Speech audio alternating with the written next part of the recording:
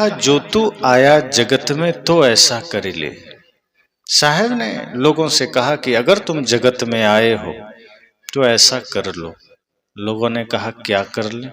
तो साहब ने क्या कहा? कर साहिब की बंदगी भूखे को कछु दे। तो कुछ लोग वहां खड़े थे, उन्होंने कहा मैं तो कबीरपंथी नहीं हूं तो मैं बंदगी क्यों करूं? संत ने कहा कि कर साहिब की बंदगी का अर्थ यह नहीं है कि आपको किसी को साहिब बंदगी करना है। साहिब ने कहा कि साहिब बंदगी का तात्पर्य इतना है कि जब भी आप किसी को प्रणाम करते हैं, आप नमस्कार करते हैं, बंदगी करते हैं, तो आप झुकते हैं, हाथ जोड़ते हैं, विनम्रता से शीश झुकाते हैं। साहिब ने कहा बस वो विनम्रता धारण कर लेनी है। बंदगी का अर्थ है विनम्र हो जाइए, झुक जाइए, समर्पित हो जाइए। और भूखे को कछु दे, कोई भूखा है उसे कुछ दे दीजिए। तो उस व्यक्ति ने पुनः कहा कि अगर ऐसा अवसर रोज नहीं आए तो क्या करें? अब कोई जरूरी है कि रोज कोई भूखा द्वार पर आएगा? और यदि हमारे पास भोजन नहीं है तो? साहब ने कहा कि कोई भूखे को कछु दे का अर्थ यह नहीं है कि कोई भूखा भोजन का ही होगा। कोई आपके प्रेम का भी भूखा हो सकता है, कोई आपके मीठे वचन का भी भूखा हो सकता है। साहब ने कहा भूखे को कछु दे का सीधा अर्थ है कि कोई जरूरतमंद है, वो किसी भी चीज के लिए, किसी को प्रेम चाहिए, किसी को भोजन चाहिए, किसी को पानी चाहिए, किसी को दवा चाहिए, किसी को सेवा चाहिए, किसी भी प्रकार का व्यक्ति हो जो जरूरतमंद है उसे कुछ दीजिए। यही जीवन की सफलता है। अगर इस संसार में हमारा आना हुआ है तो अगर हम ऐसा कर पाते हैं कि भूखे को कुछ देते हैं और सबके साथ विनम्रता का व्यवहार करते हैं तो हमारा आना सार्थक है, फिर हम इंसान हैं। और यदि इस संसार में आकर, इस मनुष्य शरीर में आकर भी हम किसी को कुछ दे नहीं पाते, न प्रेम, न दान, न धन, न सेवा, न मीठे वचन, तो फिर मुर्दा से ज्यादा हमारी कोई हैसियत नहीं। जैसे मुर्दा मरघट में होता है, वो किसी को कुछ दे नहीं सकता, न प्रेम दे सकता है, न क्रोध दे सकता है, न धन दे सकता है, न वो मीठे वचन दे सकता है, वो न झगड़ा कर सकता है, न किसी से कुछ कह सकता है, वो मुर्दा है। साहब कहते हैं यदि आप जिंदा होते हुए ऐसा कर रहे हैं फिर तो मुर्दा आपसे ज्यादा बढ़िया है। वो तो मुर्दा होके ये सब नहीं कर रहा।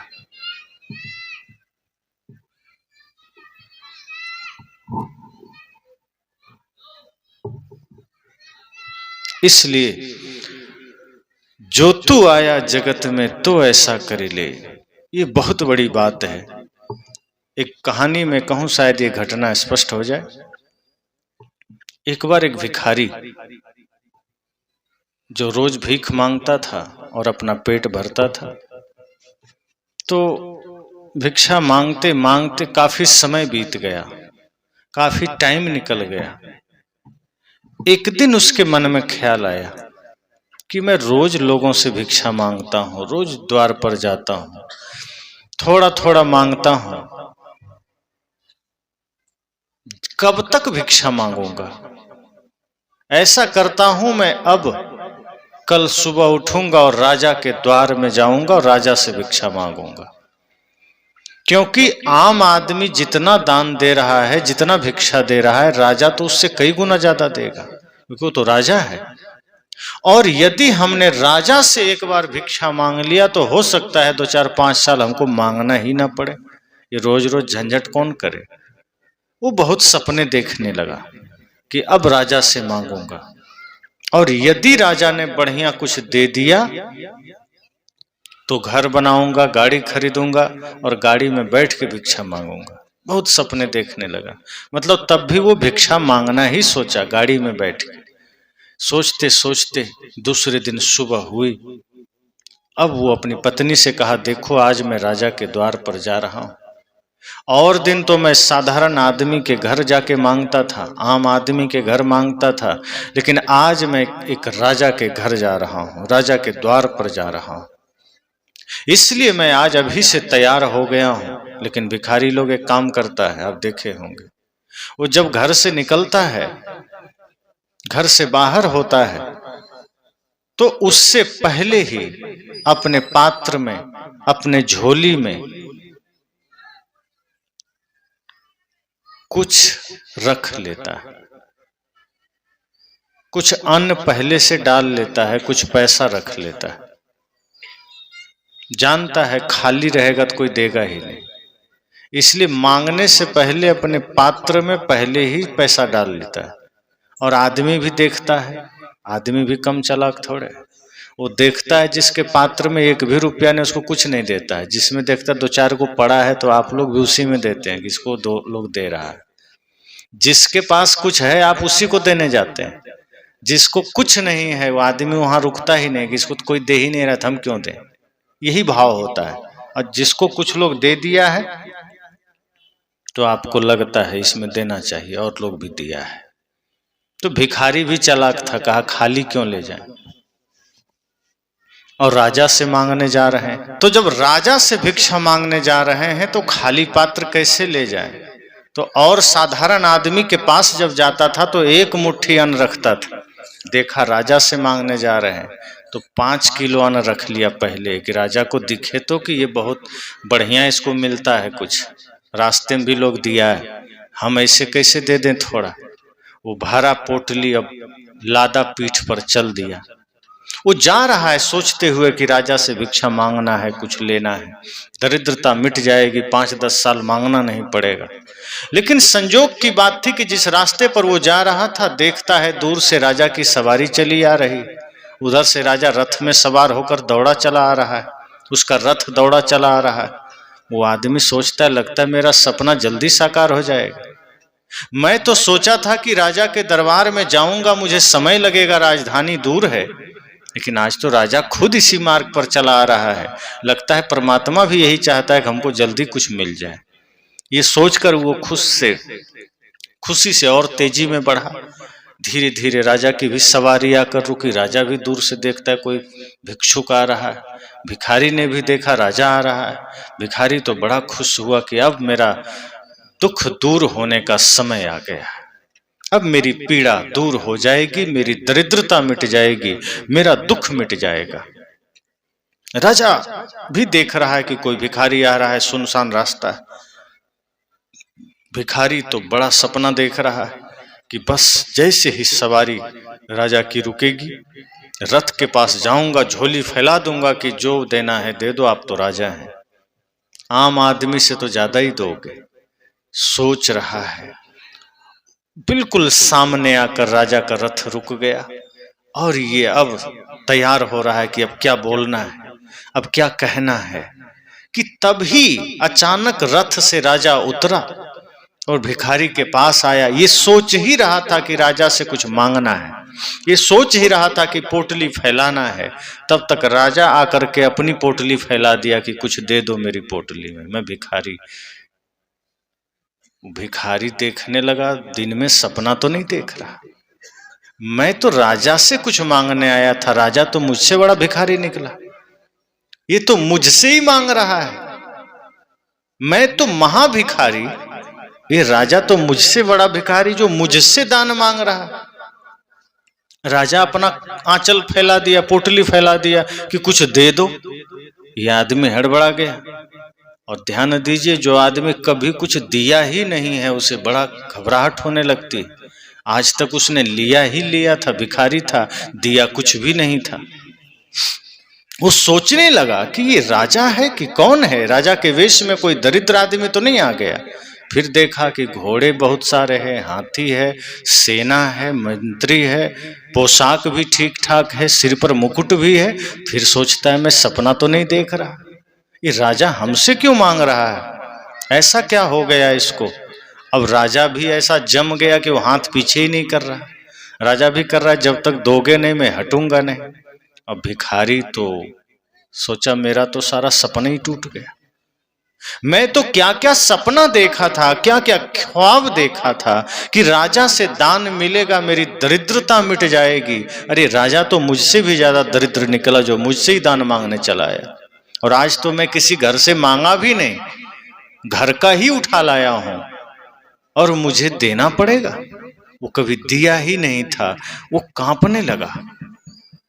जो आदमी कभी कुछ देता नहीं है, थोड़ा भी देने में बड़ा कष्ट होता है। एक संत एक द्वार पर भिक्षा मांगने के लिए खड़े हुए, तो घर से एक छोटी सी बच्ची निकली।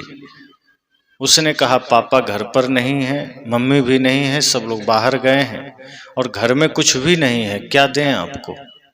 तो संत ने कहा, देखो बेटी, मना मत करो, कुछ भी दे दो। उस लड़की ने कहा, गुरुजी कुछ भी नहीं। तो संत के साथ उनका शिष्य था। शिष्य ने धीरे से कहा, गुरुजी, काहे बच्ची को परेशान कर रहे हो? तो कह रही, कुछ नहीं, चलिए ना। गुरुजी ने कहा, शांत रहो। संत ने कहा, देखो बेटी, मना मत करो, बड़े अपेक्षा है तुमसे, बड़ा विचार करके आया हूं, कुछ तो दे दो। उसने कहा, गुरुजी कुछ भी नहीं है। संत ने कहा, अपने द्वार पर जो तुम्हारे दरवाजे पर मिट्टी का एक टुकड़ा है, वही उठा के डाल दो। शिष्य ने कहा, लगता है गुरुजी पागल हो गए। गुरुजी के कुटिया में इतना मिट्टी का ढेला पड़ा है चारों तरफ, ये बच्ची से एक मिट्टी का टुकड़ा मांग रहे हैं, क्या करेंगे? शिष्य तो शिष्य है, उसको कितना दिमाग पूरा होता तो गुरु ही बन जाता। तो दिमाग थोड़ा सा था, वो अपना दिमाग लगा रहा है कि गुरुजी ढेला काहे मांग रहे हैं। बच्ची ने ढेला उठा के झोली में डाल दिया, गुरुजी चल दिए। शिष्य ने कहा, गुरुजी आपकी तबीयत तो ठीक है? क्यों, क्या हुआ? कहने, आप थोड़ा सा इधर उधर की बातें कर रहे हैं, आप ठीक तो हैं? कहा, हाँ बिल्कुल ठीक हूँ। फिर आप ढेला काहे मांग रहे थे? अपने कुटिया तो ढेले के बीच में बना हुआ। कहा, देखो मैं मांग ढेला नहीं रहा था, दरअसल आज उसके पास कुछ भी नहीं है, उसने मना कर दिया। कोई बात नहीं, नहीं है मत दो। पर यदि नहीं देने की प्रवृत्ति बनी रही, मना करने की आदत बनी रही, तो कल आ जाएगा, फिर भी वो मना ही कर देगी, नहीं दे पाएगी। इसलिए मैंने सिर्फ एक आदत डाला है कि कुछ तो डाल दो, ताकि देने का भाव बना रहे। शिष्य समझ गया, कहा, गुरुजी मैं समझ गया। कहा, बस ऐसे ही समझा करो। भिखारी ने कुछ दिया नहीं था, कभी कांपने लगा कि क्या दे दूं मैं। घर से ही चावल उठा लाया हूं, किसी से मांगा भी नहीं है। इतने घर निकाल कर मैं आया, इतने घर छोड़कर मैं आया। मुझे पहले पता होता कि राजा मुझसे भी बड़ा भिखारी है, तो मैं उधर ही कुछ मांग लेता। मैं झूठे इतना दूर चल कर आया, लेकिन राजा भी ऐसा यमदूत की तरह खड़ा हो गया, को हट ही नहीं रहा। कह, दे दो। अब ये सोचता है, ऐसे लौटना भी ठीक नहीं, कहीं लौटूं तो इसका सिपाही पकड़ लेगा मुझे, तो जितना है सब छीन लेगा। चलो एक मुट्ठी दे ही देता हूं। तो पोटली में हाथ डाला, कस के एक मुट्ठी चावल हाथ में पकड़ा, ऊपर ला रहा है तो हाथ में पसीना आ रहा है कि कैसे दे दूं। मन हो ही नहीं रहा देने को, कि आज तक तो मैंने सिर्फ इसमें डाला है, निकाला कभी है ही नहीं, मैंने किसी को दिया ही नहीं, मैं कैसे दे दूं। तो जब वो मुट्ठी ऊपर करने लगा तो धीरे धीरे ढीला करने लगा, तो चावल उसमें से गिरने लगे, और मुट्ठी ढीला करते गया, जब ऊपर तक लाया तो सिर्फ 5 दाना चावल का उसके हाथ में बचा। जानबूझ के सारा चावल गिरा दिया अपने पोटली में, और वही 5 दाना किसी तरह कांपते कांपते राजा को दिया और भागा। कहा, ज्यादा देर रुके तो पूरी पोटली ले लेगा, महादरिद्र राजा। बस उसको 5 दाना दे के चला, और घर जाकर पोटली एक तरफ रखा, खाट पर लेट गया, जैसे करोड़ों चला गया। इतनी चिंता, इतनी पीड़ा, 5 दाना चावल देना पड़ गया, बहुत पीड़ा है। पत्नी ने कहा, आ गए? कहे, हाँ आ गए। राजा ने क्या दिया? कह रहे, पूछो मत, महादरिद्र राजा, दिया नहीं, 5 दाना चावल हमारा चला गया। कितना मूर्ख आदमी हो, 5 दाना चावल गया, इतना रोते का है? कहा, तुम्हें क्या पता, हम तो बाहर से हम न मांगते हैं, तुम तो घर में बैठ के खाती हो। हमको मांगना ही आज तक जाना था, मैंने लेना ही जाना था, पहली दफा है जो मैंने देना जाना है, और वो देने में कितना कष्ट हुआ मैं ही जानता हूँ। तो पत्नी ने कहा, तो चावल जो तुम लेकर गए थे वो कहाँ है? कहा, वहीं रख दिया हूँ। कहा, ठीक है, पोटली खोलकर उसको हम ड्रम में डाल देते हैं। तो जब वो पत्नी उसकी गई और ये खाट पर लेटा है, तो जब देखती है तो पोटली खोलते ही उसमें 5 बड़े बड़े सोने के दाने थे, टुकड़े। पत्नी ने कहा, मुझसे झूठ बोलते हो महा बेवकूफ आदमी, तुम कह रहे हो कि हमें कुछ मिला ही नहीं, हम ही राजा को देकर आए हैं, और इसमें सोने का टुकड़ा कहाँ से आया? ये कहता है कि देखो मजाक मत करो, मैं ऐसे ही परेशान हूँ, 5 दाना चावल चला गया है, तुम सोने की बात करते हो। मैं सोने की कोशिश कर रहा हूँ, नींद नहीं आ रही, तुम सोने की बात करते हो। उसने कहा, अरे तुम फिर भी मजाक कर रहे हो, देखो यहाँ सोने के 5 टुकड़े। अब ये सोचता है, लगता है जो मैंने 5 दाना उसको दिया वही 5 को सोने का टुकड़ा बन गया क्या? पत्नी ने कहा, वही तो लग रहा है, तुम जो 5 दाना देकर आए हो, भगवान की कृपा देखो कि यहाँ 5 दाना वही सोने का टुकड़ा बदल में बन गया। अब ये रोने लगा, अब ये परेशान होने लगा। पत्नी ने कहा, रोते का है, बढ़िया तो है, 5 दाना सोने का टुकड़ा मिला। करे वो नहीं, मेरा कर्म फूटे, मैं पूरा पोटली क्यों नहीं दे दिया राजा को? पूरा पोटली दे देता तो आज सोने का पूरा खदान में बैठा होता। मेरा कर्म फूटा था जो मैंने गलती से सिर्फ 5 ही दाना दिया। पत्नी ने कहा, यही तो है। संतों ने कहा है, जो तू आया जगत में तो ऐसा करे ले, कर साहेब की बंदगी भूखे को कछु दे। अगर तुमने देना जाना होता तो आज तुम 5 दाने चावल के टुकड़े पर बस नहीं रो रहे होते। 5 दाने चावल के टुकड़े दे करके जो तुम रो रहे थे, इतना अनमने भाव से, इतने अधूरे भाव से तुमने दिया, फिर भी परमात्मा की कृपा देखो, गुरु की कृपा देखो कि वो सोने में बदल चुका है। अगर निस्वार्थ भाव से तुम दे कर आते तो आज तुम जो सपना लेकर गए थे वो सपना साकार हो जाता। इसलिए संत ने कहा, उसकी पत्नी तो समझदार थी, उसने समझा दिया कि आज से जाग जाओ, जीवन में संकल्प ले लो, ये पूरी प्रकृति देना सिखाती है, और आदमी है कि सिर्फ लेना ही लेना जानता है, वो रखना ही जानता है। पत्नी ने कहा, क्या लेकर जाओगे? जो लेकर जाओगे वो तुम कमा नहीं रहे हो, और जो लेकर नहीं जाओगे उसका अंबार लगा रहे हो। इस शरीर भी तो साथ नहीं जाएगा, जाएगा क्या? टाटा बिड़ला डालमिया का शरीर जाएगा, साधु का शरीर जाएगा, चोर का नहीं जाएगा, दुष्ट का नहीं जाएगा, तो साधु का भी तो नहीं जाएगा। पापी शरीर को नहीं ले जाएगा, पुण्यात्मा भी नहीं ले जाएगा, शरीर किसी का साथ नहीं जाएगा। साहब ने कहा, बने जो कुछ धर्म कर ले यही एक साथ जाएगा। अगर कुछ साथ जाने वाला है वो सिर्फ धर्म की कमाई है, वो सिर्फ आपकी पुण्य की कमाई है, और दूसरी पाप की कमाई है। अगर आपने कोई पाप का काम किया है वो साथ जाएगा, और जहां आप जाएंगे वहीं दुख मिलता रहेगा, वहीं दरिद्रता बढ़ती रहेगी। और यदि आपने धर्म किया है, आपने पुण्य का काम किया है, तो वो साथ जाएगा। हम वैसा करते कहाँ? आप देखिए, सूरज को हम बदले में क्या देते हैं? कुछ नहीं, और सूरज अपना रोशनी दे रहा है कि नहीं? और सूरज के पास कोई पक्षपात है? सूरज ने कभी किसी से पक्षपात किया? हिंदू समाज में सूरज की पूजा होती, उपासना होती, एक सूरज हमारे देवता, हम लोग पूजते। लेकिन सूरज को इससे कोई मतलब नहीं है कि हिंदू हमें पूज रहा है तो हम हिंदुओं के हैं। मुसलमान नहीं पूजते हैं तो क्या पाकिस्तान में दिखना बंद हो गया? सूरज वहां दिखता है कि नहीं? क्यों? क्योंकि सूर्य के पास प्रकाश के अलावा कुछ है ही नहीं। उसके मन में पक्षपात नहीं है कि जिसने पूजा मैं सिर्फ उसी को दूंगा, क्योंकि वो जानता है मेरे पास सिर्फ प्रकाश है, कोई पूजे तब भी नहीं पूजे तब भी मैं उसे दूंगा ही, प्रकाश दूंगा, जीवन दूंगा। हवा के पास कोई पक्षपात नहीं है। हमने वायु को अपना देवता माना, लेकिन हवा पूरी दुनिया को मिल रही है। जल को हमने देवता माना, जल पूरी दुनिया को मिल रहा है। संत कहते हैं ये पूरी प्रकृति आपको देना सिखाती है। इसलिए आपने गीत सुना होगा, मधुवन खुशबू देता है, सागर सावन देता है, जीना उसका जीना है, जो औरों को जीवन देता है, मधुवन खुशबू देता है। गीतकार ने क्या कहा? ये संपूर्ण मधुवन, ये संपूर्ण पुष्प, ये संपूर्ण उपवन आपको खुशबू दे रहे हैं, फूल खुशबू दे रहे हैं। आप क्या दे रहे हैं बदले? सागर आपको बरसात दे रहा है, हवा आपको प्राण दे रहा है, जल आपको अपनी शक्ति, अपना प्राण दे रहा है, सब कुछ आपको दे रहा है, और बदले में हम गंदगी फैला रहे हैं।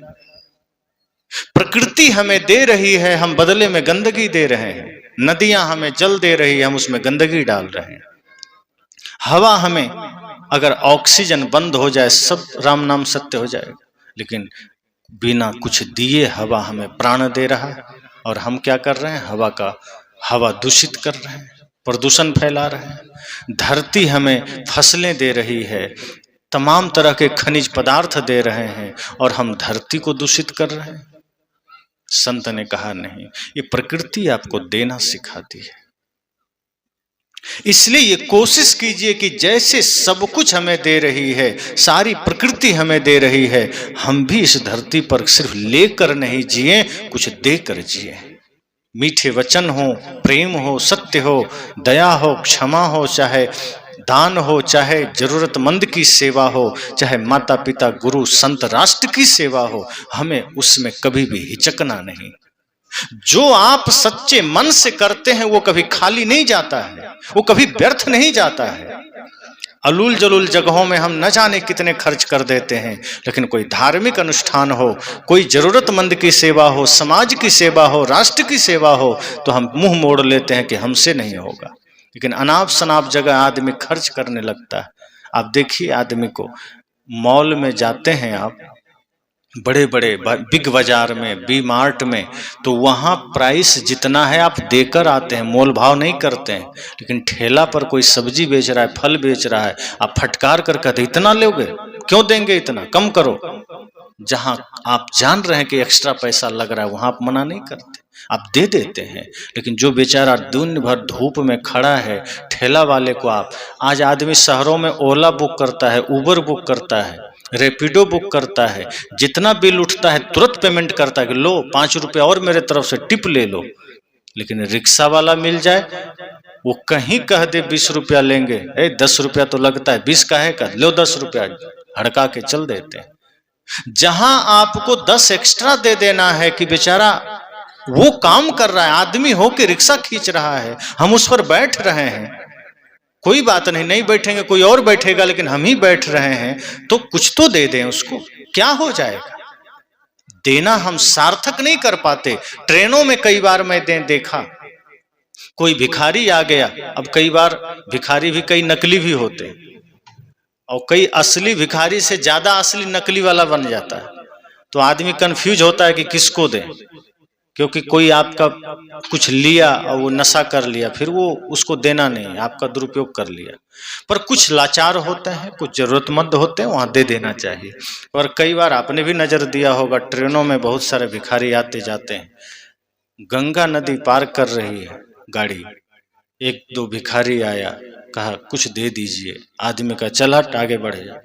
वही आदमी तुरंत जेब से 10 रुपये का सिक्का निकाल के गंगा में फेंक दिया और नमस्कार किया कि गंगा मैया कृपा बनाना। हमने मन में सोचा, साक्षात परमात्मा निकल गया, उसको दुत्कार दिया, गंगा मैया में सिक्का डाल दिया, क्या होगा उसका? गंगा मैया 10 रुपये का क्या करेंगी? चाय पिएंगी। गंगा मैया की पूजा 10 रुपये का सिक्का डालने से नहीं होगा, गंगा मैया की पूजा गंगा में कचरा न डालने से होगा। अगर आप सच में गंगा की पूजा करना चाहते हैं तो गंगा में गंदगी डालना बंद कर दीजिए, गंगा में प्रदूषण फैलाना बंद कर दीजिए, और जो आपके सामने जरूरतमंद आ जाए उसको कुछ दे दीजिए। क्योंकि गोस्वामी जी ने कहा है, प्रकृति पार प्रभु सब उर्वासी, प्रभु सबके हृदय में बैठता है, तो भिखारी में भी है, साधु में भी है, साधारण आदमी में भी है, आपके परिवार में भी है, पड़ोसी में भी है, छोटे छोटे जीव में भी है, हाथी घोड़े सब में है। तो अगर सब में परमात्मा बैठा है, सबके अंदर राम बैठा है, तो हम दुत्कार किसको लगाए? राम को ही तो लगाए। हमने किसको दुख दिया? हमने राम को ही तो दिया। तो अगर कुछ देना है तो कोई जरूरतमंद सामने आ गया, भाव से दे दीजिए। कई बार द्वार पर कोई भिखारी आ जाता है, आदमी सोचता है इतने घर हैं मोहल्ले में, मेरे ही द्वार पर क्यों आया? आप कहते हैं जाओ उधर, वहां चले जाओ, दूसरे का एड्रेस बता देते हैं। और कई बार जो दूसरा आदमी होता है वो कहता है अहो भाग्य हमारा, आप मेरे घर पधारे। संत कहते हैं कोई जरूरतमंद, कोई भूखा द्वार पर आ जाए, आप ये मत सोचिए कि आपके द्वार पर क्यों आया, आप ये सोचिए कि प्रभु ने आपको उस लायक बनाया कि कोई मांगने आया है, कि कोई आपसे मांग रहा है। आप सोचिए कि मेरे पास है तभी तो आया। और यदि आपने मन में ये बात लाया कि मैं नहीं दूंगा, तो सोच लीजिए आज उसके हाथ में कटोरा है। हो सकता है पूर्व जन्म में वो भी सेठ रहा होगा, वो भी धनपति रहा होगा, उसने भी किसी को मना किया होगा, परिणाम ये हुआ कि इस जन्म में वो कटोरा लेके दूसरे से मांग रहा है। और यदि आज आपने मना किया तो अगला जन्म आपके हाथ में भी कटोरा आने वाला है। इसलिए संत कहते हैं कोई द्वार पर आ जाए मना मत करना, बल्कि धन्यवाद देना कि आप कृपा करके मेरे द्वार पर पधारे। जो कुछ भी है मेरा समर्पण है, क्योंकि मेरा मुझ में कुछ नहीं, जो कुछ है सो तोर, तेरा तुझको सौंपता क्या लागत है मोर। हम क्या दे रहे हैं? सौभाग्य मनाना चाहिए कि द्वार पर कोई आया तो सही, और मैंने कुछ नहीं दिया, उसका था वो अपना ले गया। जिसका होता है उसी का हम उसको देते हैं, हम अपना क्या देते हैं। तो जब यह भाव रहेगा, कोई स्वार्थ नहीं, कोई कामना नहीं, आपके मन में सिर्फ यह भाव हो कि कोई आया, मुझे एक मौका दिया पुण्य करने का, मुझे एक अवसर दिया धर्म करने का, उसकी कृपा हुई कि वो मेरे द्वार पर आया, ये भाव रखिए। ये मत सोचिए कि वाह मैं कितना बड़ा आदमी हूं, मेरे द्वार पर भिखारी आया, ठीक है मैंने दान दिया, अहंकार नहीं। ये सोचिए कि मेरे द्वार को उसने चुना है, मुझे चुना है, इसका मतलब मैं तो देने वालों में हूं। प्रभु ने मुझे देने के लायक बनाया, सदगुरु की कृपा से मैं देने के लायक बना। तो कोई मेरे द्वार पर आया, वो खाली नहीं लौटना चाहिए। संतों का तो यहां तक कहना है कि अगर आप अपने बच्चों का भी लालन पालन करते हैं तो कामना मत करिए। हम तो ऐसा है, किसी को 2 रुपया भी देते हैं तो कामना कर लेते हैं, किसी को थोड़ा भी दान देते हैं तो हम स्वार्थ कर लेते हैं कि मैंने दान दिया। 10 रुपए का भी दान दिए तो हम सोचते हैं हमारा नाम हो जाए। 1 रुपया भी दिया तो हमें लगता है हमने उस पर एहसान किया। संत कहते हैं आपने कोई एहसान नहीं किया। जिस भिखारी को आपने कुछ दिया है, उस भिखारी ने आप पर एहसान किया। ये सोचिए कि वो मेरे द्वार पर आकर मुझे पुण्य का अवसर दिया। हाथ जोड़ लीजिए कि तुमने मुझ पर एहसान किया, तुमने मुझ पर कृपा की। इसलिए कोई आ जाए तो ये मत सोचिए कि मैंने कुछ किया। संत कहते हैं आप अपने बच्चों की भी सेवा करिए, तो कोई कामना मत करिए कि मैं बच्चों को पढ़ा रहा हूं। कई लोग कहते हैं, कई माता पिता, कई पिता तो गुस्से में कर यहां तक कह देते हैं कि मैं हूं तभी तक मौज मस्ती कर लो, मैं नहीं रहूंगा तो भिक्षा मांगोगे। ऐसा नहीं सोचिए, आप पिता हैं, आप ये सोचिए कि मेरा कर्तव्य मैं कर रहा हूं, मेरे बेटे मेरे बच्चे और आगे जाएंगे, उनका कर्म उनका भाग्य उन्हें और आगे ले जाएगा। मेरा जितना दायित्व था मैंने किया, उसका वो जाने। अगर आप ये सोचकर करते हैं कि बुढ़ापे में सेवा करेगा इसलिए मैं कर रहा हूं, तो निश्चित मानिए वो नहीं करेगा। क्योंकि जैसे ही स्वार्थ आया कि मैं इसलिए कर रहा हूं कि ये बुढ़ापे में मेरी सेवा करेंगे, तो वो नहीं करेगा। क्योंकि आपने जैसे ही स्वार्थ किया, वो धर्म वो पुण्य वहीं कट गया। क्योंकि जैसे ही स्वार्थ आता है कोई पुण्य रह ही नहीं जाता, वो पुण्य खत्म हो जाता है। इसलिए मैंने कहा कि ये जीवन मिला है तो कुछ देकर जाना है। सबके साथ विनम्रता का व्यवहार, सबके साथ प्रेम का व्यवहार, और कुछ देकर जाना है, क्योंकि जीवन का भरोसा नहीं है। और इसी यात्रा में, इसी जीवन की यात्रा में सब अपने अपने तरीके से अपना रोल निभाते हैं, सबको अपने अपने कर्तव्य निभाने हैं। मैंने प्रथम सत्र में कहा था, बल्कि द्वितीय सत्र में, कि इसमें माता पिता का बड़ा रोल है। अगर आप पिता हैं तो आपका बड़ा रोल है, अगर आप माँ हैं तो आपका भी बड़ा रोल है। माता सीता ने माँ होकर के भी, अकेले होकर के भी, जंगल में होकर के भी लवकुश को बड़ा योग्य बनाया। इसलिए हमारे ऋषियों ने माता निर्माता भवती कहा है कि माँ निर्माण करती है। अगर पिता नहीं है तो माँ बच्चे को परवरिश कर ले जाएगी, लेकिन अगर माँ नहीं है और पिता को बच्चे पालना पड़े तो बच्चे अक्सर बिगड़ जाते हैं। तो माँ के पास बड़ी जिम्मेदारी है। आप सोचिए आपको कितनी बड़ी जिम्मेदारी निभानी है। इसलिए सजग रहिए, सावधान रहिए, वो संस्कार भरिए बच्चों में कि आपका नाम वो रोशन कर सके। आप उसको शिक्षा दे दिए, संस्कार नहीं दिए और सोचते हैं मेरा नाम रोशन करे, तो नहीं कर पाएगा। संस्कार देना पड़ेगा, आपको मार्गदर्शन करना पड़ेगा। आज मार्गदर्शन नहीं कर पा रहे हैं, आज शिक्षा दे रहे हैं, संस्कार नहीं दे पा रहे हैं, उसका परिणाम आज देखने को मिल रहा है। इसलिए बच्चे हों बच्चियां हों, आप उसे दिव्य संस्कार दीजिए, योग्य बनाइए, विद्वान बनाइए, विदुषी बनाइए, वीर बनाइए, वीरांगना बनाइए, निस्वार्थ शिक्षा दीजिए, निस्वार्थ संस्कार दीजिए। यदि वो स्कूल कॉलेज में पढ़कर प्रकांड विद्वान बन रहा है तो एक सच्चा इंसान भी बन सके। एक बच्चे ने जब स्कूल गया, एक बच्चा, तो उसके 3 मित्र थे। तो एक जो मित्र था उसका पिता डॉक्टर था, तो बच्चे ने कहा मेरे पिता बड़े डॉक्टर हैं, मैं डॉक्टर बनूंगा। और ये जो लड़का था जिसके ये तीनों मित्र थे, लड़का बड़ा दुर्भाग्य इसका पिता 1 नंबर का शराबी था। अब ये क्या कहे, क्योंकि एक का पिता डॉक्टर है, वो कहता है मैं डॉक्टर बनूंगा। दूसरा जो मित्र था उसका पिता वकील था, उसने कहा मैं वकील बनूंगा। तीसरे का पिता इंजीनियर था, उसने कहा मैं इंजीनियर बनूंगा। ये जो लड़का था ये घबराया, कहा मैं क्या बोलूं, मेरा पिता तो 1 नंबर का शराबी, मैं ऐसा बोलूं क्या कि मेरे पिता शराबी हैं, मैं शराबी बनूंगा। शर्मा गया, स्कूल छोड़ करके घर लौटा। पिता ने देखा कि मेरा बेटा उदास है, निराश है। कहा क्या हुआ बेटा? कहा सब आपके वजह से हुआ। कहा हुआ क्या? कहा मेरे 3 मित्र हैं, एक के पिता डॉक्टर हैं, वो लड़का डॉक्टर बनना चाहता है, एक के पिता वकील हैं, लड़का वकील बनना चाहता है, एक के पिता इंजीनियर हैं। आप 1 नंबर के शराबी हैं, मैं बोल दूं क्या मैं शराबी बनना चाहता हूं? पिता को पहली दफा झटका लगा। कहा बेटे ने आज इतना बड़ा सवाल किया, मैं तो बेहोशी में शराब पिए चला जा रहा था, मुझे ध्यान भी नहीं था कि बेटा पर भी कुछ बुरा असर पड़ सकता है, मेरे वजह से बेटे को सिर झुकाना पड़ सकता है। बाप चकरा गया, कहा मैं तो सच में गलत कर रहा हूं। क्योंकि माँ बाप का बड़ा रोल होता है बच्चे को सही परवरिश देने में। एक माता पिता की जिम्मेदारी बहुत बड़ी होती है, बच्चे को जन्म देना बस नहीं है, उसके बाद बहुत बड़ा कर्तव्य है। पिता ने कहा मैंने सच में अपना कोई कर्तव्य तो निभाया ही नहीं, मैं तो शराब पिए जा रहा हूं, नशा किए जा रहा हूं, मेरे बच्चे मेरे बेटे मुझसे क्या सीखेंगे? वो घबराया, पहली दफा उसको लगा जैसे 440 वोल्ट का झटका लगा, पैरों तले जमीन खिसक गई कि मेरे वजह से मेरे बेटे को सिर झुकाना पड़ गया।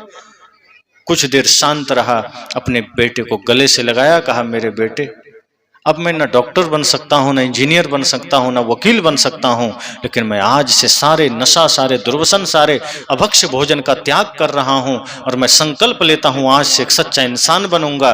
तुम जा करके अपने मित्रों से कहना मेरे पिता एक सच्चे इंसान हैं, मैं सच्चा इंसान बनूंगा। बस यही मैं कह सकता हूं। उस लड़के ने कहा बस मुझे संजीवनी मिल गई। क्योंकि डॉक्टर इंजीनियर होना एक और बात है, लेकिन अगर कोई इंसान बन सकता है, अगर कोई मानव बन सकता है, वो बहुत बड़ी बात है। तो उस बेटे को उस पिता ने जागरूक होकर शिक्षा दी। आप भी कोशिश करिए, वरना कई बार बच्चे आपकी वजह से बिगड़ जाते हैं। लोग शिकायत करते हैं बेटे बिगड़ गए। कहां से बिगड़े? गर्भ से बिगड़ कर तो आए नहीं, और पाकिस्तान वाले आकर बिगाड़े नहीं, तो घर में ही तो बिगड़े हैं। अगर बच्चे गाली देना सीखे हैं तो कहां से सीखें? बच्चे गाली देते हैं, कहां सीखें? आपके क्षेत्र में कोई गाली सिखाने वाला विद्यालय है क्या, जहां बच्चे गाली सीखते हैं? या कोई गालियों वाली किताब छपी है कहीं जिसमें गाली ही लिखी हो? कुछ भी नहीं है। ना गाली सिखाने वाला कहीं विद्यालय है, ना गाली सिखाने वाला कोई किताब है। फिर भी बच्चे गाली कहाँ सीखते हैं? क्योंकि माता पिता ही कहीं न कहीं देते हैं, घर के लोग ही कहीं न कहीं देते हैं। अब बेटा सो रहा है, लेट हो गया, पिता क्रोध में आ गया। ये नहीं सोच रहा है कि छोटा है, नींद आएगी, सो गया होगा, प्यार से जगा दें, तो दूर से ही कहता है अपनी पत्नी से, देखो जिंदा है कि मर गया। बेटा के लिए ये भाव पिता कर रहा है गुस्से में कि देखो जरा जिंदा है कि मर गया। कहीं सुन लिया बेटा, सोचेगा देखो पिताजी कैसे बोल रहे हैं। और माँ भी वही भाषा बोलती है, कुछ से कुछ गाली दे के उठा रही है। तो जब तक आपको अपने शब्दों पर लगाम नहीं होगा, आपको अपने भोजन पर लगाम नहीं होगा, अपनी भाषा पर लगाम नहीं होगा, आपके बच्चे नहीं बन सकते, नहीं संवर सकते। और आज जमाना ऐसा है कि यहाँ तो अपने बच्चे और बच्चियों दोनों को आपको परवरिश अच्छी देनी चाहिए। पहले क्या था, नहीं था, छोड़ दीजिए। पहले तो मैंने कहा था ना पर दूसरे सत्र में कि पहले तो नारियों को पढ़ने का अधिकार नहीं था, वेद नहीं पढ़ सकती थी, विद्यालय नहीं जा सकती थी। अब तो ऐसा नहीं है, अब तो सब कुछ कर सकती है, पढ़ सकती है। मंदिर जाने का अधिकार नहीं था, अब तो जा सकती है। मंच पर बैठने का तो आज भी बहुत लोग मना करते हैं। अब वो कहाँ किस ग्रह से आए हैं पता नहीं। जो लोग ऐसा बोलते हैं कि नारियों को मंच पर नहीं बैठना चाहिए, हमें लगता है वो लोग कहीं और ग्रह से आ गए हैं, वो आदमी नहीं है। लेकिन आज अगर आपने सही शिक्षा, सही परवरिश अपने बच्चियों को दिए तो इन्हीं बच्चियों में से कोई राष्ट्रपति की कुर्सी पर बैठ रही। अगर नारियों को आज सही दिशा निर्देश मिला तो यही नारी कभी प्रधानमंत्री बन जाती है, कभी अंतरिक्ष यात्री बन जाती है, कभी वैज्ञानिक बन जाती है, कभी मदालसा बन जाती है, कभी लक्ष्मीबाई बन जाती है, कभी दुर्गावती बन जाती है, कभी झलकारी बाई बन जाती है, कभी मीराबाई बन जाती है, कभी दुर्गा बनकर के दुष्टों का संहार करती है, तो कभी कौशल्या माँ बनकर बच्चों से प्रेम करती है, यशोदा बनकर कृष्ण को प्यार देती है। माँ की बड़ी महिमा है, लेकिन वैसा बनना पड़ेगा, वैसी परवरिश देनी पड़ेगी। तो अगर आप अपने बच्चे और बच्चियों को ऊंचा देखना चाहते हैं तो कोशिश करिए कि जीवन थोड़ा है, समय थोड़ा है, पता नहीं कब मृत्यु का बिगुल बज जाए और कब मौत आ जाए, हम इधर उधर उलझे रह जाएंगे, दुनियादारी में उलझे रह जाएंगे और कुछ कर नहीं पाएंगे। इसलिए जागने का समय है। सदगुरु कबीर ने समाज को जगाया। उन्होंने कहा किसी को सोना नहीं है। सोना नहीं है का मतलब नींद में नहीं जाना, सो नहीं मना किया। उन्होंने कहा सोने नहीं है, इसका मतलब गलत रास्ते पर नहीं जाना है, बेहोशी में नहीं जीना है, माया के अधीन नहीं रहना है, नफरत के अधीन नहीं रहना है, घृणा के अधीन नहीं रहना है, सत्य के रास्ते पर चलना है, प्रेम के रास्ते पर चलना है। और आज समाज को सदगुरु कबीर के ज्ञान की जरूरत है। उन्होंने कहा को पुरुषा को नारी। जहां एक और आज भी समाज में लोग नारियों को बांटते हैं, स्त्रियों को पीछे रखते हैं। बहुत ऐसे जगह है जहां स्त्रियों को सिर्फ खिलौना समझा जाता है, स्त्रियों को पीछे रखना चाहते हैं। सदगुरु कबीर ने कहा नहीं, आधे वसे पुरुष आधे वसे जो। ये शरीर आप गहराई से विचार करिए तो हम सबका शरीर क्या है? प्रकृति है, और प्रकृति नारी ही तो है। तो हर शरीर में स्त्री पुरुष है, फिर हम स्त्री को इतना तुच्छ कैसे समझ रहे हैं?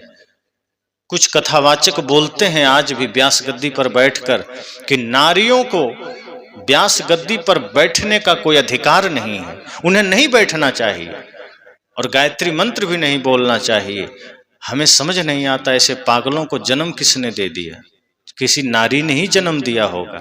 जिस माँ ने उसे जन्म दिया, जिस माँ ने उसे व्यास गद्दी पर बैठने योग्य बनाया, वो उसे ही कह रहा है उसको व्यास गद्दी में नहीं बैठना चाहिए, उसे प्रवचन नहीं करना चाहिए। वो पता नहीं किस दुनिया में जी रहा है, उसे पता ही नहीं है कि अपने आप देखें सनातन धर्म में तो शक्ति का आधार, विद्या का आधार और धन का आधार तीनों नारी को ही बनाया गया, तीनों नारी को ही माना गया। शक्ति का केंद्र माता दुर्गा को माना गया, धन का केंद्र माता लक्ष्मी को माना गया और विद्या का केंद्र सरस्वती को माना गया। तो जब नारी ही तीनों व्यवस्था देख रही है, उस देश में, उस संस्कृति में नारी को मंच पर बैठने का अधिकार नहीं। जहां गार्गी मैत्रेयी जैसे विदुषी हुई, जहां मीरा जैसी भक्त हुई, संत हुई, जहां लक्ष्मीबाई जैसी वीरांगना हुई, उस देश में नारी को अपमान करना कि व्यास गद्दी में नहीं बैठ सकती।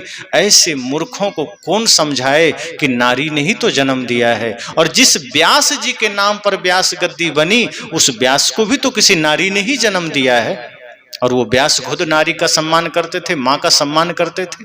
इसलिए नारी सदैव पूजनीय है, और वो तो व्यास गद्दी ही जन्म दे रही है, वो व्यास गद्दी में क्यों नहीं बैठेगी? तो ऐसे लोग भी हैं जो समाज में विद्वेष फैलाते हैं, नारी पुरुष को बांटते हैं। वस्तुतः यह है कि मन निर्मल हो, मन पवित्र हो तो यही नारी पूजनीय है, और मन हमारा गंदा है तो नारी फिर पूजनीय नहीं लगती, फिर हम उसे खिलौना समझते हैं। इसलिए मन का फेर है। अगर मन निर्मल है तो नारी में मां का दर्शन होगा और उनके चरणों में फिर तीर्थ नजर आएगा। लेकिन जब मन गंदा है और हम शब्दों के जाल में पड़ते हैं तो फिर दुनिया भर के उलूल जुलूल चर्चाएं करेंगे, समाज में विद्वेष फैलाएंगे कि इसको अधिकार नहीं, उसको अधिकार नहीं, उसको अधिकार नहीं। जो ऐसा कह रहा है सबसे बड़ा, उसी को कोई अधिकार नहीं बोलने का। आप जितने भी मंदिर देखिए, राम जी हैं, बगल में सीता जी खड़ी। अगर नारी को मंदिर जाना वर्जित है तो सीता जी को निकाल दो मंदिर से बाहर। जिस जगह कहा गया नारी मंदिर में नहीं जा सकती है, कृष्ण के साथ राधा विराजमान है, तो राधा जी को बाहर कर दीजिए, क्यों मंदिर में? नारी मंदिर नहीं जा सकती तो मंदिर में दुर्गा जी क्यों शिव जी के बगल में खड़ी हैं? उनको बाहर कर दीजिए। प्रकृति पुरुष का मेल पूरा सृष्टि है, इसलिए ऐसे विचारों से हम सबको सावधान रहना है। वस्तुतः जो व्यक्ति अपने मन वचन कर्म को निर्मल कर लेगा, जो माताएं अपने पथ पर आगे बढ़ना चाहेंगी, वो बढ़ करके वो भी महान हो सकती हैं। और हैं आज बहुत से माताएं हैं, बहुत से नारियां हैं जो इस साधना में जीवन में आकर के समाज को बढ़िया दिशा दे रही। आप देख लीजिए यूट्यूब पर एक से एक सती साध्वी आज भी हैं जो समाज को ज्ञान दे रही हैं, दिशा दे रही हैं, जो समाज को अपने नेतृत्व से, अपने ज्ञान से, अपने तप से, अपने साधना से जागृत कर रही है। फिर बीच में ये विद्वेष क्यों फैलाना? अगर हम सब चाह लें, नारी हो या पुरुष, अगर साधना करें तो साधना क्षेत्र में आगे बढ़ सकते हैं। अगर विज्ञान के क्षेत्र में मेहनत करें तो वहां पर श्रेष्ठतम ऊंचाई पर जा सकते हैं, शिक्षा के क्षेत्र में जा सकते हैं। आज कहां पीछे हैं नारियां?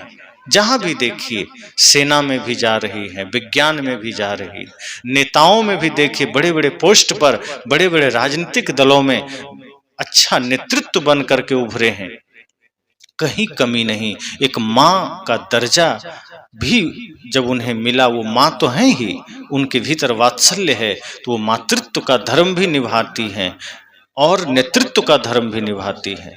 लेकिन ध्यान ये रखना है कि अगर आज कहीं कोई बिगाड़ हो रहा है, कहीं कोई समस्या हो रही है, तो माताओं को सजग रहना है कि आपके परवरिश के वजह से कोई बच्चे बच्चियां बिगड़ ना जाएं। एक घटना सुनाया करते थे सदगुरु आचार्य श्री धर्मस्वरूप साहेब जी कि एक महिला उनसे मिलने आई। उसने कहा, गुरुजी मेरा ये 5-6 साल का बच्चा है, गुटखा खाता है, बहुत शैतान हो गया है। साहब ने कहा, ये गुटखा लाता कहाँ से है? ये छोटा सा बच्चा बाजार तो नहीं जाता होगा? तो उस महिला ने हंसते हुए कहा, गुटखा घर में ही है। तो कहा, घर में कौन खाता है? कहा, इसी का पिताजी खाता है। कहा, जब इसका पिताजी खाता है तो जब वही शैतान है तो बच्चा इंसान कैसे हो? भाई, जब तुम्हारा पति ही गुटखा खा रहा है, वही ला रहा है, तो ये बच्चा तो खाएगा ही, और फिर तुम इसको शैतान बोल रहे। साहब ने कहा, और तुम भी खाती हो? तो हंस के कहते, हाँ कभी कभी हम भी खा लेते हैं। तो साहब ने कहा, जब दोनों पति पत्नी गुटखा खा रहे हो तो बच्चा बुद्ध कहाँ से जन्म ले लेगा? श्रवण कुमार कहाँ से जन्म ले लेगा? तो तुम दोनों ही शैतान हो तो बच्चा तो महाशैतान होगा। अब तुम दोनों ही नरक के द्वार पर खड़े हो, तो जब तुम्हारा ही संस्कार बिगड़ा हुआ है, तुम्हारी ही वाणी बिगड़ी हुई है, तुम ही गाली दे रहे हो, तुम ही नशा कर रहे हो, दुर्व्यसन कर रहे हो, तो बच्चे कभी बुद्ध नहीं बना करते हो, तो बुद्धू ही बनेंगे। इसलिए ध्यान रखना, आपको सजग होना है, आपको जागृत होना है। एक जगह एक माता पिता थे, तो संत के पास गए, तो अपने बच्चे को धक्का दे रहे, जाओ बाबा को पैर छू लो। अब वो बच्चा इधर से धक्का देता, उधर से निकल के फिर इधर आ जाता, फिर कहता रहे जाओ। संत ने कहा, देखो भाई, क्यों जबरदस्ती कर रहे हो? बच्चे सिखाने से नहीं सीखते, वो दिखाने से सीखते हैं। तुम पहले एक बार प्रणाम कर लो, देखो खुद कर लेगा। जैसे ही माता पिता झुके, बच्चा खुद कर लिया। कहा, तुम कभी करते नहीं हो, सोचते हो बच्चे कर लें। तुम बने बैठे हो रावण, सोचते हो बेटा राम बन जाए। तुम बने बैठे हो राक्षस, सोचते हो बेटा देवता बन जाए। तुम पहले दशरथ और कौशल्या तो बन जाओ, राम तो खुद जन्म ले लेगा, तुम्हें चिंता नहीं करनी पड़ेगी। तुम नंद और वासुदेव, देवकी और यशोदा तो बन जाओ, तुम्हारे घर खुद ही कृष्ण का आगमन हो जाएगा। तुम तो बने बैठे राक्षस हो, तो कंस ही आएगा, कोई राम कोई कृष्ण नहीं आएगा। इसलिए अगर हम अपने संस्कारों को सही करेंगे तो जमाने को हम उत्तर दे सकते हैं। इसलिए माताओं से मेरा निवेदन है कि आप संकल्प लीजिए कि मुझे जागृत होना है, ज्ञान के पथ पर चलना है, ताकि कोई आप पर ये ना कह सके कि आप ये नहीं कर सकती, वो नहीं कर सकते। अपने सामर्थ्य को इतना जगा लीजिए कि वो भी आके हाथ जोड़े कि नहीं, आप ही सब कुछ है। अपनी सामर्थ्य को कोई भी जगा सकता है। हम सोए हुए होते हैं इसलिए लोगों को मौका मिल जाता है। तो नारियां पीछे नहीं है, नारियां असहाय नहीं है, नारियां अबला नहीं है। बस ये है कि हम दबे होते हैं। माताएं अपनी कीमत को समझती नहीं। जैसे कहा ना कि नर ही नारायण हो सकता है, संतों ने कहा इसी तरह नारी ही नारायणी हो सकती। आप में वो सारा सामर्थ्य है। एक बार आप अपने भीतर के सामर्थ्य को जगा के तो देखिए, एक बार अपने भीतर के शक्ति को जगा के तो देखिए। मजाल था कोई लक्ष्मीबाई के सामने थोड़ा सा इधर उधर कर दे, वो भी तो नारी थी। अंग्रेजों के दांत खट्टे हो गए, मुगलों के दांत खट्टे हो गए उनके सामने। इतनी वीरांगना थी, इतनी बहादुर थी कि सबको छक्के छुड़ा दिए, पसीने आ जाते थे उनके तलवार के सामने। तो जब आप बेटियों को शक्ति, सामर्थ्य और धर्म की शिक्षा देंगे तो वो गद्दी पर भी बैठने का उनके पास योग्यता आएगी, समाज को दिशा देने की भी योग्यता आएगी। और ये किसी की मेहरबानी से नहीं, अपनी तप, अपनी साधना से आएगी। क्योंकि नारियां पूज्य हैं। मां का दर्जा तो परमात्मा से भी ऊपर है। आप देखिए, जब आप कोई भी शब्द आप बोलते हैं, मां शब्द, महात्मा जब बोलते हैं तो महात्मा, महात्मा शब्द में भी मां है, आत्मा शब्द में भी मां है। आत्मा, महात्मा, शुद्ध आत्मा और परमात्मा। और ये आसमा, आसमान में भी मां है, परमात्मा में भी मां है। इसका अर्थ ये हुआ कि पूरी सृष्टि में मां से ऊंचा कोई नहीं।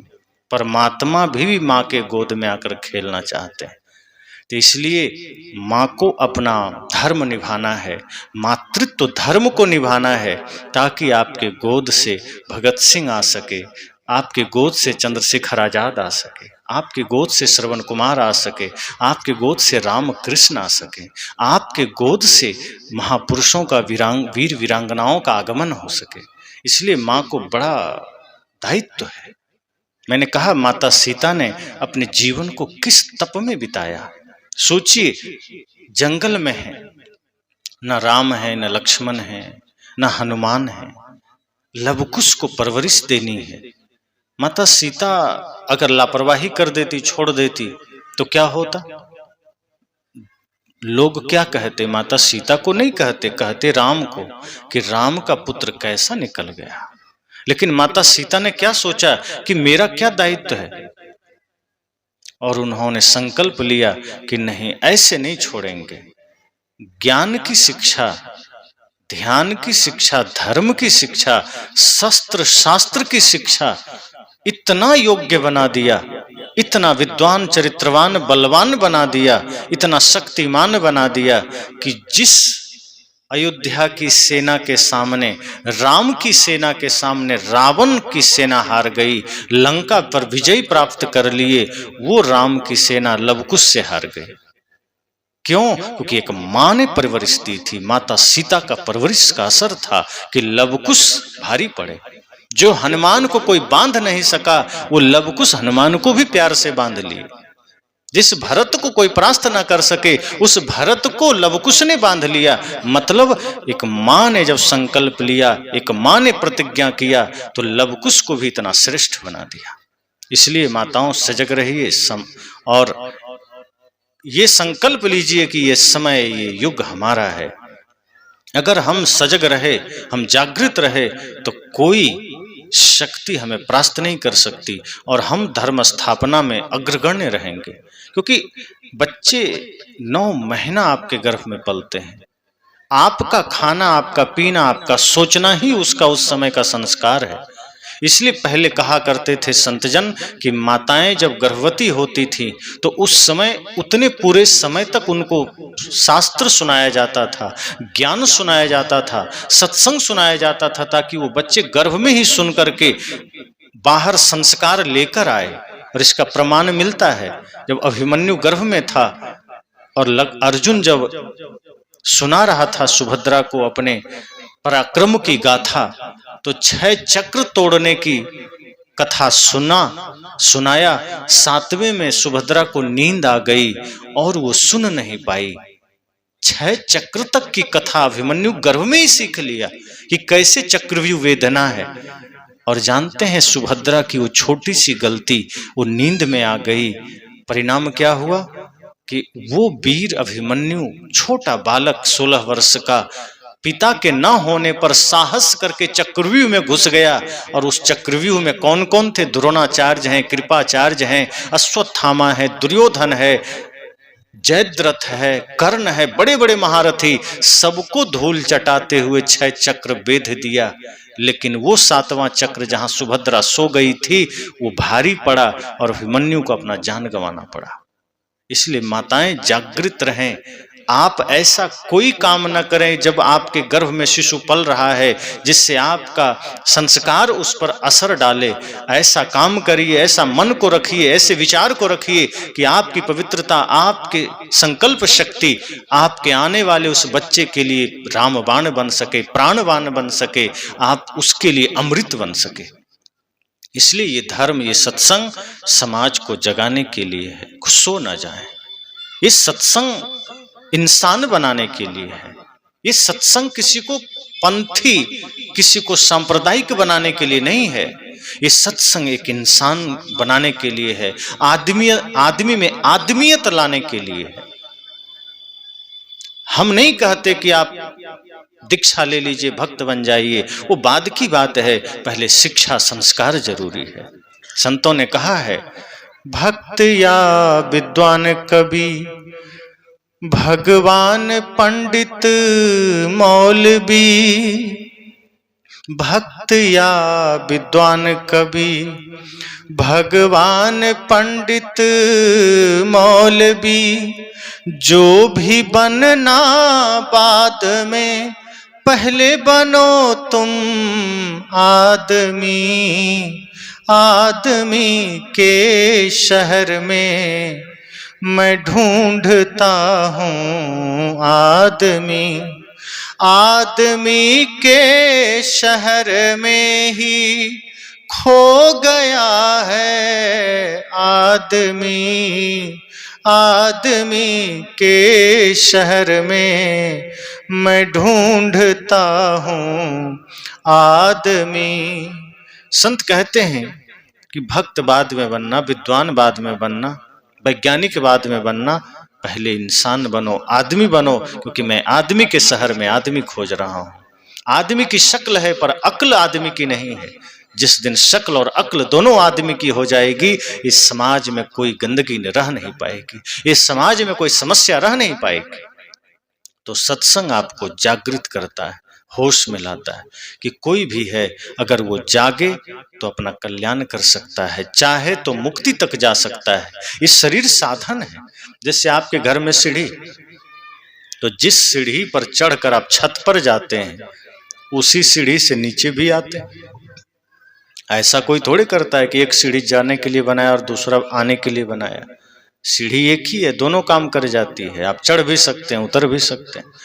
मनुष्य शरीर वही सीढ़ी है।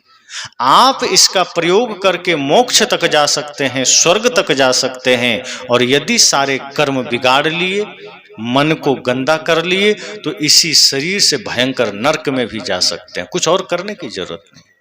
लेकिन सत्संग हमें स्वर्ग तक जाने की कला बताता है।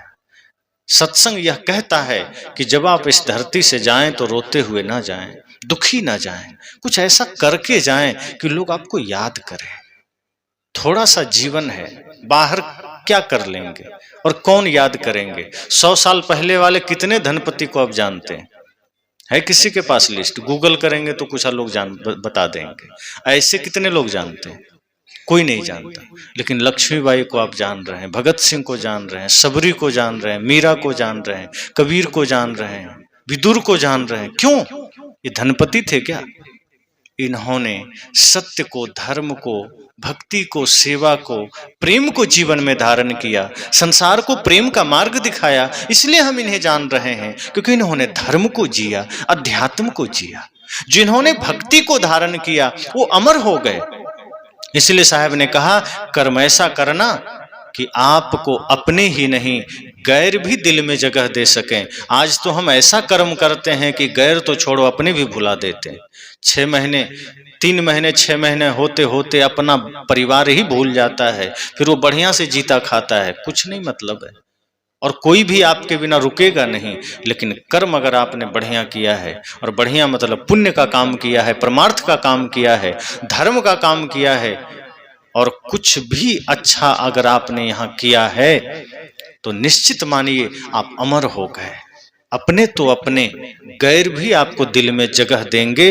और जो व्यक्ति दूसरों के दिलों में जगह पा लिया, वही यहाँ से विजयी होकर गया समझो। और जो आदमी अपने भी, अपने परिवार के भी हृदय में 3 महीने में गायब हो गया, समझना वो यहाँ से हार के गया।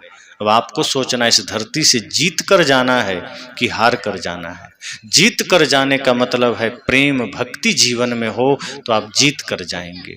जीत कर जाने का मतलब है कि गैर भी आपको याद करे, सिर झुका दे आपके स्मरण में, मतलब आप जीत कर गए। और हार कर जाने का मतलब है जो जीवन नफरत में बीता, घृणा में बीता, जो जीवन दूसरे की बुराई में बीता, जो जीवन हिंसा में बीता, समझना आप हार कर गए। जिस जीवन के बीतने के बाद अपने भी कुछ समय बाद आपको भुला दे, समझना ये जीवन हार कर बीता है। और ये जीवन हार कर बीतने के लिए नहीं मिला है, जीत कर बिताने के लिए मिला है, जीत कर जाने के लिए मिला है। तो इस संसार से हम सब जीत कर जा सकें, विजयी होकर जा सकें, ऐसी करनी कर चलो हम हंसे जग रोए। साहब ने कहा कि कबीर जब हम पैदा हुए, जग हंसे हम रोए। मजबूरी थी, जब जन्म लिए मजबूरी रहती है ना, बच्चे रोते हैं। अगर बच्चा नहीं रोया तो माता पिता रोने लगते हैं, क्या हो गया, रो क्यों नहीं रहा, तो हिलाते हैं कि रोए कम से कम। बच्चा रोया मतलब स्वस्थ है, सही है। साहब कहते हैं जन्म लिए तो बच्चा रोया, आप हम रोए, मजबूरी थी। लेकिन अब कर्म ऐसा करना, कमाई ऐसी करना कि अब धरती से जाएं तो हंसते हुए जाएं और बाकी लोग रोएं। जन्म रोते हुए लिया, कर्म ऐसा मत करना कि रोते हुए जाना पड़े, ऐसा मत करना। तो ऐसी करनी कर चलो हम हंसें जग रोए। इसी मंगल कामना